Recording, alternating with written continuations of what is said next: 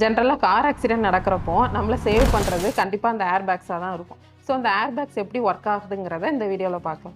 ஆக்சுவலாக அந்த ஏர் பேக்கில் என்ன இருக்குன்னா, ஒரு கிராஷ் சென்சார் இருக்கும், ஒரு இக்னைட்டர் இருக்கும்.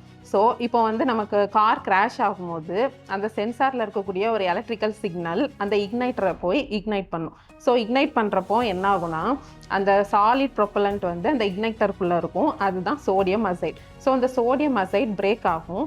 பிரேக் ஆகிறப்போ நமக்கு வந்து நைட்ரஜன் கேஸு ஃபார்ம் ஆகும். ஸோ அந்த நைட்ரஜன் கேஸ் தான் அந்த நமக்கு குஷன் மாதிரி இருக்கும்ல, ஸோ அந்த குஷனுக்குள்ளே ஃபில் ஆகி இருக்கிறது ஃபுல்லாகவே இந்த நைட்ரஜன் கேஸ் தான். ஸோ அந்த நைட்ரஜன் கேஸ் ஃபுல்லாக ஃபில் ஆகி நம்மளை வந்து ப்ரொடெக்ட் பண்ணுது அந்த குஷன் மூலமாக. ஸோ இப்போ வந்து நமக்கு இந்த கெமிக்கல்ஸ்லாம் நம்ம மேலே படுறனால நமக்கு வந்து அப்ரேஷன்ஸு இல்லைன்னா ஃப்ரிக்ஷன் பேர்ன்லாம் ஆகிறதுக்கு வாய்ப்பு இருக்குது. ஸோ என்ன தான் நம்ம வந்து சேவ் ஆனாலுமே நமக்கு இந்த மாதிரி சின்ன சின்ன அடிகள் படுறதுக்கு வாய்ப்பு இருக்குது.